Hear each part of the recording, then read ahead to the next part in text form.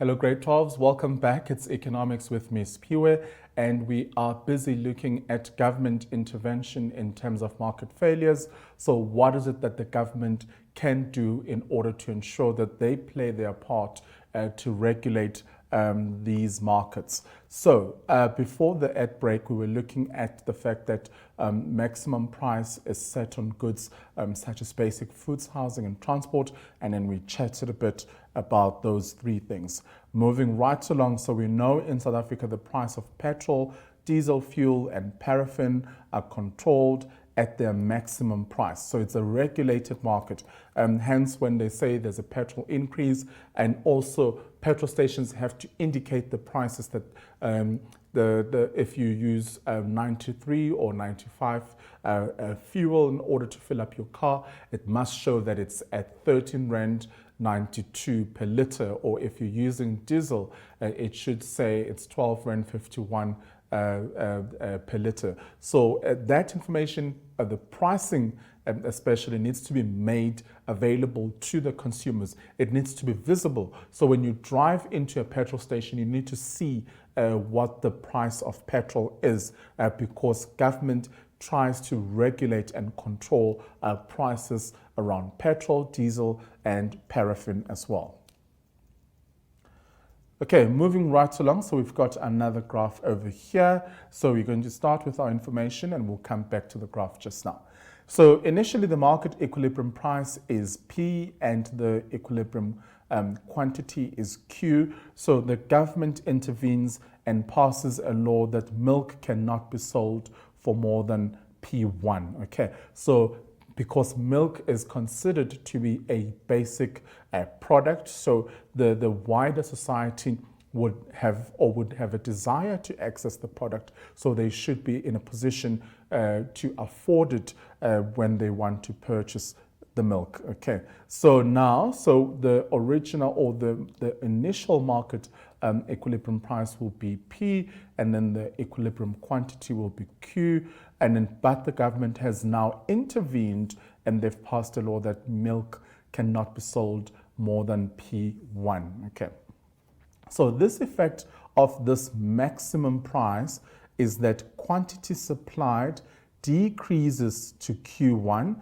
and the quantity demanded will increase to Q2. Okay, now that the price has been dropped, okay, so the demand for this product will increase because it's become more affordable to the wider society. So more people are going to want access to this product. So hence we say that the demand has increased. So let's go to our graph and have a look at what we have just discussed.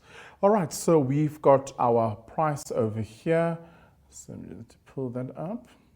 Okay, so we've got price and then we've got quantity. So our price is over here and then we've got our quantity over there. Okay, and then this is the original market equilibrium price, and then over here with Q we've got the original market demanded, or the quantity demanded at P when it's sold at the price of P. So this will be the quantity. All right, so let's indicate what happens over there. So let's say, obviously with this, we're going to have our equilibrium over there, okay, because then that's the initial price. But then there's a new legislation or a ceiling that has been passed or made or enforced that milk cannot be sold more than P1. So you can't sell above this. So a price ceiling has been established. So you can't sell above P1, which is over here. Okay, so now as a result of this, the quantity demanded for this product has increased and the quantity supplied has decreased. So Q1 will show that there has been a decrease in the quantity supplied, but there's been an increase in the quantity demanded because of the maximum price that has been imposed on this product, because a price ceiling has been set over here, so you can't really sell above this point. So the limit is over here.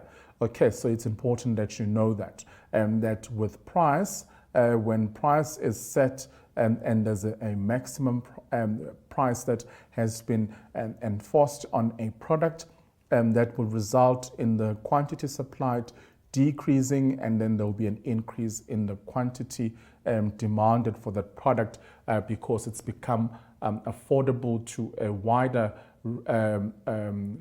customer base, because now there are more people that can actually have access to this product. So then we end up with a shortage of milk.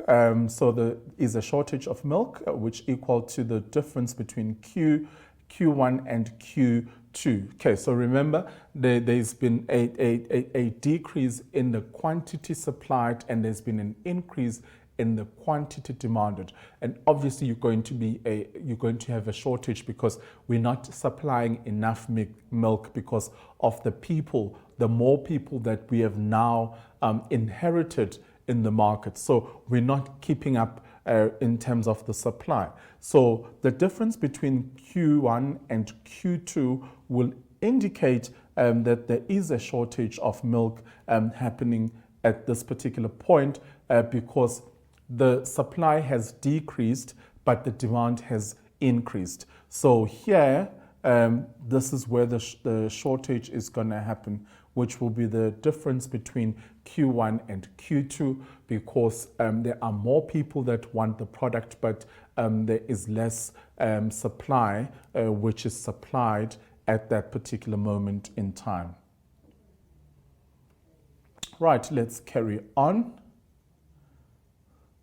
So a shortage creates a problem of how to allocate milk to customers. So economic decisions have to be made in terms of allocation. So how do we allocate the minimum that we've got, or going back to the problem of scarcity, the limited resources, and to the unlimited wants and needs of people.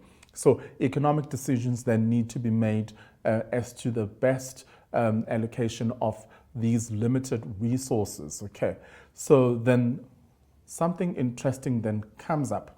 So then black markets often develop where people can obtain milk. A black market is an illegal market in which either illegal goods are bought and sold, or illegal prices are changed. Okay, so then that creates a new opportunity, because economics is all about opportunities, because then there are people who are always on a lookout to identify a gap in the market, and they are keen to come in and fill up that gap and provide the goods and services that are needed by the people. Remember, they can't keep up in terms of the supply because the demand has increased. So then there will be a black market that's going to develop where they're going to manufacture and sell the milk illegally, and also they're going to change the price. So they could lower their price because they know that there's a huge market that they're going to attract, and they're not going to go to the mainstream market to purchase the goods that they need. So it's important to know how the black markets actually develop. It's because there's a gap, there's that bridge between what is supplied and what is demanded. And when you end up with a shortage, then that creates an opportunity for a black market to be established. So maximum prices may cause a shortage of goods, but they do not improve the welfare of some of the consumers, since goods can be purchased at lower prices. So it's important that you know that, at maximum prices, you will have a shortage, but that does not improve the welfare of some consumers, since goods can be purchased. Okay. All right, so let's move on to setting of minimum prices. So it's important that we understand that we can set up different prices, okay? So we can have different prices. So now we've looked at maximum prices, we've looked at reaching a ceiling, and now we are looking at minimum prices, or what we call in economics price floors. Okay, so the government sets a minimum price at some point above the market price. So government will be responsible for this decision in terms of the minimum prices, because remember, we're looking at the market share. Remember, with the maximum price, it was set below the market share in order to make that product more affordable to the consumers. So this is done to enable producers to make a comfortable profit, and thus encourages them to supply important essential goods. Okay, remember, in the previous instance, we ended up with a situation where, yes, the price was maxed at a ceiling, but there was a shortage in terms of supply, and then that resulted in black markets being created. And now we have an ideal situation where we're setting the minimum prices, and also doing this, government ensures that it gives the producers that space to make a comfortable profit, and also to supply these goods so that we don't end up with a shortage like we saw earlier on. So it's important that we follow this system. So let's have a look at our graph over here. So we've got our price this side, and we've got our quantity over here. And now we want to be in a position where we end up with a surplus, because producers can actually make a comfortable profit. So we're not in a situation where we will have a shortage and an opportunity for a new market to be established. So you've got your supply curve over there, and then that's our supply, and then you've got your demand curve this side. Okay, then you've got your price starting with P, that's the original price and the original quantity, and then obviously there will be a shift to P1, and the shift from P1 will create or result in a shift with the quantity as well. And then this is our point of our minimum price, and then if we sell at this minimum price, we know that we will end up with a surplus, because producers are making a comfortable profit, and therefore they don't feel that they need to stop supplying these goods, because they are earning money from supplying these goods. So let's have a look at this information. So consider the market for wheat. They use it for all sorts of things. So the market equilibrium price is P, and the equilibrium quantity is Q. So we did see that on our graph. If the government sets a minimum price at P1, so farmers will earn greater profits and supply more wheat. Quantity supplied will therefore increase to Q2 because there's a huge demand, but because they're getting enough from supplying, they would continue to supply. However, quantity demanded will decrease to Q1 because the prices are high, and therefore there are people that may feel that they don't, or they're not in a position where they can afford the product. So there would be a surplus of wheat, which will equal to the difference between Q2 and Q1. Okay, so let's go to our graph and have a look at this information. So maybe let's just finish here so that we just go to the graph and then we discuss what's going on there. So a surplus means the government will have to buy the extra because there's additional items which were unsold. So a surplus means that the government will have to buy the extra wheat and dump it locally or abroad. Okay, so it will have to go and sell it at a lower price abroad or locally because then it's excess stock or goods or services that weren't sold. So although minimum prices may cause a surplus, they do encourage the supply of important stuffs. Okay, so let's go back to our graph, and I'm going to scroll down. There we are. Right, we can all now see it. Okay, so we discussed a couple of things. So we We also discovered that at P1, that will be our minimum price. And then we also established that there will be a surplus.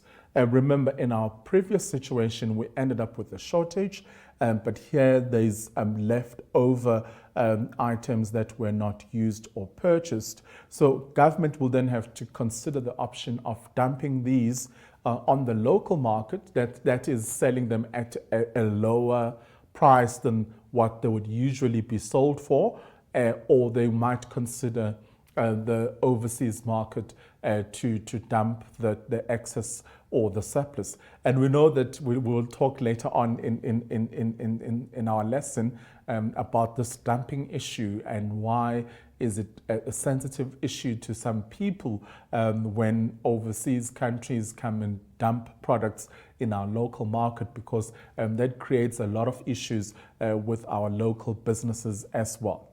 Okay, so we know that here the suppliers or the producers are making a comfortable profit, but there will be a drop in the quantity demanded of the goods, whereas in the previous instance we had an increase on the quantity demanded because the price was set at a ceiling by government. So we will experience a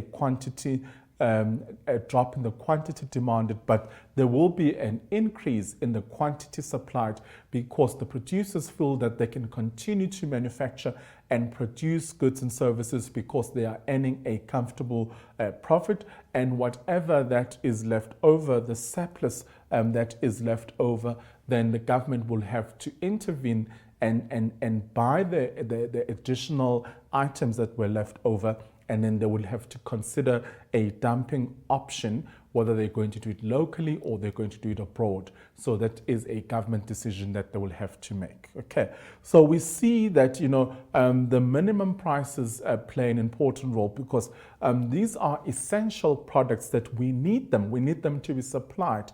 So we don't want to discourage our suppliers to stop supplying these goods and services because they are essential to life. So that is why government is willing to intervene there and say, hang on, whatever that's left unsold, we will come in, we will take it, and we will go and dump it in the local or the international market.